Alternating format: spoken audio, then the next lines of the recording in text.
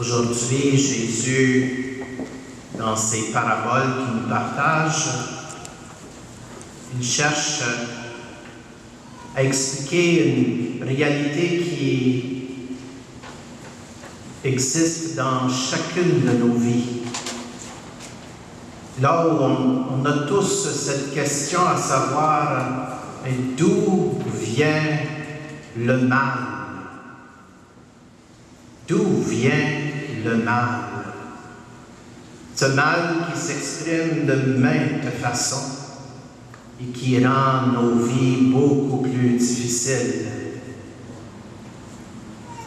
Et c'est donc important pour nous aujourd'hui d'écouter celui qui nous révèle la vérité, celui qui nous aide à comprendre le monde de Dieu, celui qui peut nous aider à saisir cette réalité du mal au sein de notre vie.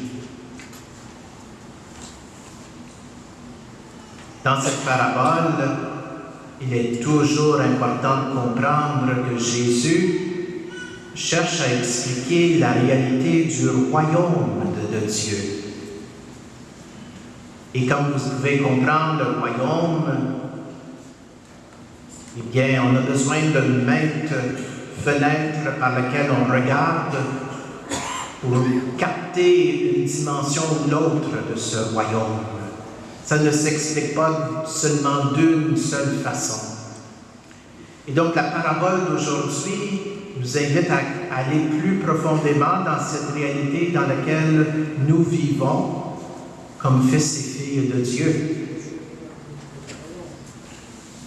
Au sein même de cette réalité où le mal existe avec le bien.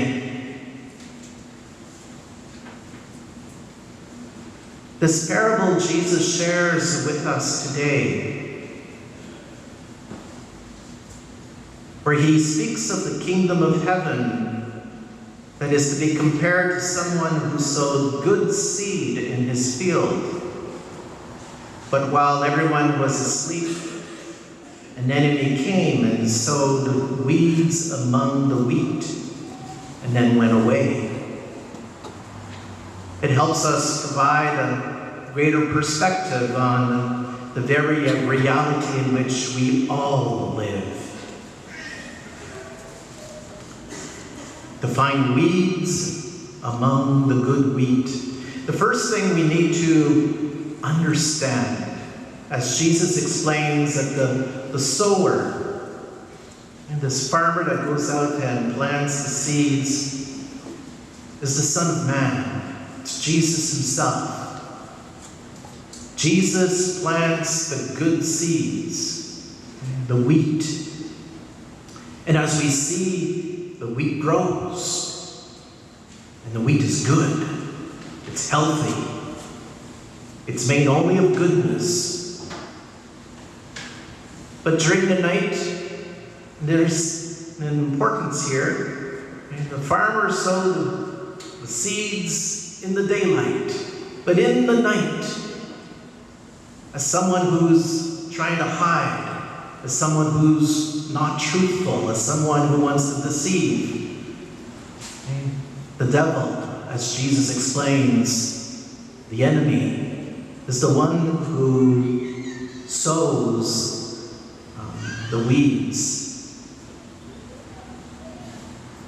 among the good wheat, so that one day the farmer looks at his field and he sees this reality of the good wheat and the weeds all in the same field. With the question, well, where did that come from? Were your seeds not good, Lord? What happened? And so this is a reality of our day-to-day lives. It is the reality of our personal lives. So when we look into our own hearts, we certainly can see the good and the evil.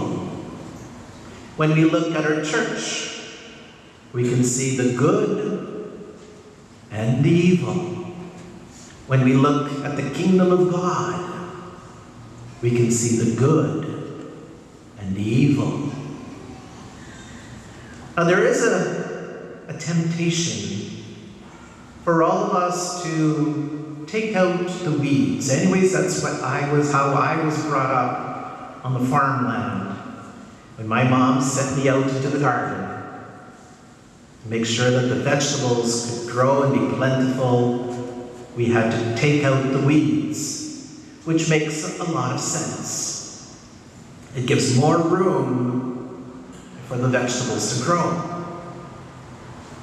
My dad would do that in many of his fields, and I can see that in a more particular way in the fields of sugar beets. The beets do not grow to their full potential if they're just crowded in with too many weeds around them. So there is a kind of this natural tendency for us to take the weeds out.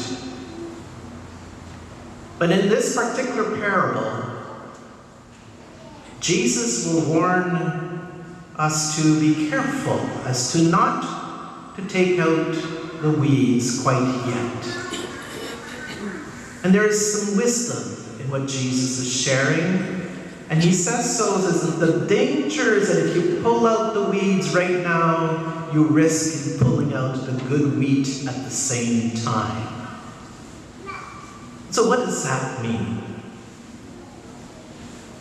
Because this is a tendency within our own church.